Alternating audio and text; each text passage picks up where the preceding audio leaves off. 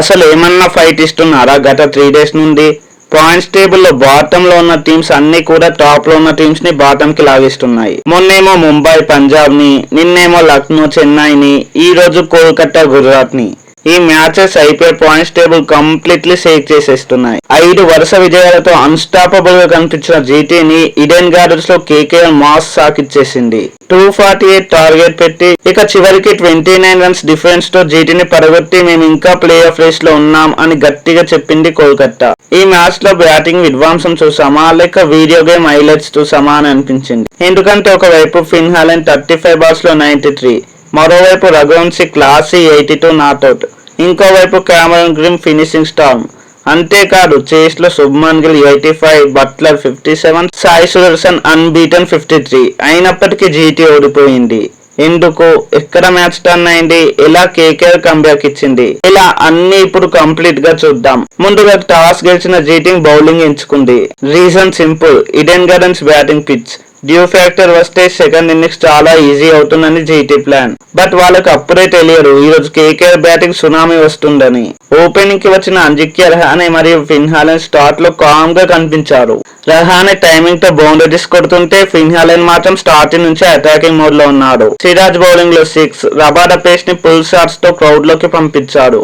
రషీద్ ఖాన్ ని కూడా ఫియర్లెస్ గా అటాక్ చేశాడు. అప్పుడు ఒక మూమెంటం వచ్చింది. ఫిన్ హాలెండ్ 33 రన్స్ దగ్గర ఉన్నప్పుడు సిరాజ్ కి ఒక ఈజీ క్యాచ్ ఇచ్చారు. ఆ క్యాచ్ డ్రాప్ చేసేశారు. అదే మ్యాచ్ టర్నింగ్ పాయింట్ అయింది. ఎందుకంటే ఆ తర్వాత అల్లెన్ లిటరల్లీ మాన్స్టర్ మోడ్ లోకి వెళ్లిపోయాడు. కేవలం 35 బాల్స్ లోనే 93 రన్స్, అందులో 10 హ్యూజ్ సిక్సెస్ ఉన్నాయి, 4 4s ఉన్నాయి. ఇక స్ట్రైక్ రేట్ వచ్చేసి ఏకంగా 265 గా ఉంది. అది T20 బ్యాటింగ్ కాదు, ప్యూర్ డిస్ట్రక్షన్. జీటీ బౌలర్స్ ఎవ్వరిని కూడా వదలలేదు. రషీద్ ఖాన్ కి back to back sixes, Sai Kishan ని straight down the ground, Rabada pace ని అప్పర్ కట్ చేసేశాడు.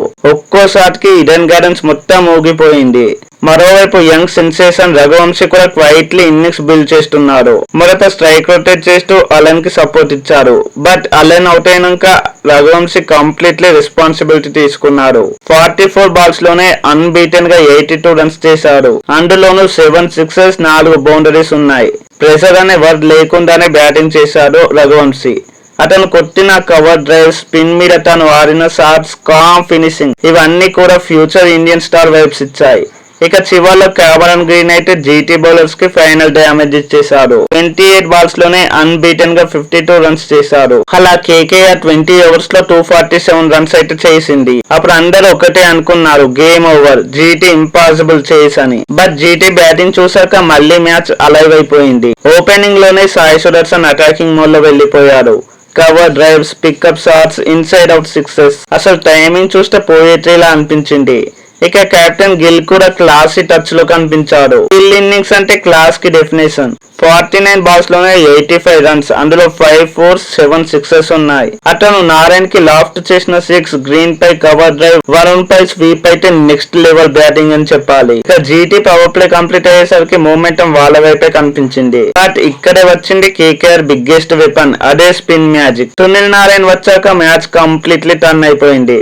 ముందుగా నిశాంత్ సింధు వికెట్ తీశారు. తర్వాత డేంజరస్ గిల్ ని ట్రాప్ చేసేశాడు. గిల్ అవుట్ అయ్యే మూమెంట్ తో స్టేడియం మొత్తం ఎక్స్ప్లోడ్ అయిపోయింది. ఎందుకంటే అప్పటి వరకు జీటీకి ఓప్ అలైవ్ గా ఉంది. బట్ నారాయణ్ 17th ఓవర్, అదే అసలు గేమ్ చేంజర్. అప్పుడు జీటీకి లాస్ట్ 5 ఓవర్స్ లో 85 రన్స్ కావాలి. ఫ్యాన్స్ అనుకున్నారు బట్లర్ ఉన్నారు, సుదర్శన్ ఉన్నారు, మేబీ పాసిబుల్ అవ్వచ్చు అని. బట్ నారాయణ్ వచ్చి ప్రెషర్ బిల్డ్ చేశాడు. డాట్ బాల్స్ చేశారు, స్లో వేరియేషన్స్, పర్ఫెక్ట్ లెన్స్ తో బౌలింగ్ చేశాడు. అంతే, మ్యాచ్ అక్కడే కేకేఆర్ కంట్రోల్ లోకి వెళ్లిపోయింది. అయినా కూడా జాస్ బట్లర్ చివరి వరకు ఫైట్ ఇచ్చాడు. 35 బాల్స్ లో 57 రన్స్, కొన్ని అన్బిలీవబుల్ షాట్స్ కూడా కొట్టాడు. బట్ ఒక ప్రాబ్లం, అతను స్టార్ట్ లో చాలా స్లోగా ఆడాడు. అదే జీటీకి చివరిలో ప్రెషర్ ని పెంచింది. ఇక సాయి సుదర్శన్ అయితే మరోసారి కన్సిస్టెన్సీ కింగ్ అని ప్రూవ్ చేశాడు. అన్బీటెన్ గా 53 రన్స్, ఇది అతని వరుసగా 4వ 50+ స్కోర్. ఈ సీజన్ లో ఆల్రెడీ 7 50+ స్కోర్స్ అతని సొంతం. అంటే ఆరెంజ్ క్యాప్ రేస్ లో సుదర్శన్ ఎంత డేంజరస్ ఫామ్ లో ఉన్నారో అర్థమవుతుంది. బట్ చివరికి స్కోర్ బోర్డ్ చెప్తున్న ట్రూత్ ఒకటే, జీటీ 218/4, కేకేఆర్ 1/29 రన్స్. ఈ మ్యాచ్ లో ఒక అన్బిలీవబుల్ రికార్డ్ కూడా క్రియేట్ అయ్యింది. T20 క్రికెట్ హిస్టరీలో for the first time okay match లో 6 మంది ప్లేయర్స్ 50+ స్కోర్ చేశారు. ఇది బ్యాటింగ్ ఫెస్టివల్ కాదు బాస్, అబ్సల్యూట్ మ్యాడ్నెస్. ఇప్పుడు పాయింట్స్ టేబుల్ సిచ్యువేషన్ గురించి మాట్లాడితే ఈ ఓటమితో జీటీ విన్నింగ్ స్ట్రీక్ బ్రేక్ అయింది. 5 వరుస విక్టరీస్ తర్వాత ఫైనల్లీ జీటీకి డిఫెక్ట్ టేస్ట్ వచ్చింది. అయినా వాళ్ళు ఇంకా టాప్ పొజిషన్ లోనే ఉన్నారు. బట్ కేకేఆర్ కి మాత్రం ఈ విక్టరీ గోల్డెన్ ఛాన్స్. ఇప్పుడు వాళ్ళు ప్లే ఆఫ్ హోప్స్ అలాగే ఉన్నాయి. రహానే కెప్టెన్సీపై వచ్చిన డౌట్స్ కి కూడా స్ట్రాంగ్ ఆన్సర్ ఇచ్చారు ఈ మ్యాచ్ లో. అంతేకాదు యంగ్ స్టార్ పై కేకేఆర్ పెట్టిన ట్రస్ట్ కూడా వర్క్ అయింది. మరి ఈ మ్యాచ్ లో బిగ్గెస్ట్ విలన్ ఎవరు అంటే జీటీ ఫీల్డింగే.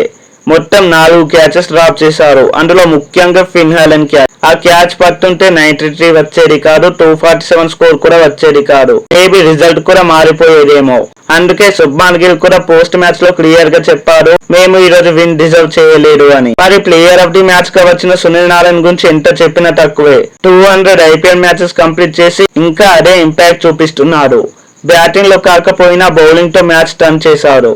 ఎక్స్పీరియన్స్ అంటే ఇదే. ఫైనల్ గా ఒక విషయం, ఐపీఎల్ 2026 ఇప్పటి వరకు అన్ప్రిడిక్టబుల్ సీజన్ గా మారిపోయింది. ఎవరు టాప్ 4 కి వెళ్తారు, ఎవరు ఎలిమినేట్ అవుతారు, ప్రతి మ్యాచ్ పాయింట్స్ టేబుల్ ని కంప్లీట్లీ చేంజ్ చేస్తుంది. మరి మీ ఒపీనియన్ ఏంటి? కేకేఆర్ ఇంకా ప్లే ఆఫ్స్ కి క్వాలిఫై అవుతుందా, లేక జీటీ నెక్స్ట్ మ్యాచ్ లో స్ట్రాంగ్ కంబ్యాక్ ఇస్తుందా? అలాగే మ్యాచ్ లో బెస్ట్ ఇన్నింగ్స్ ఏది?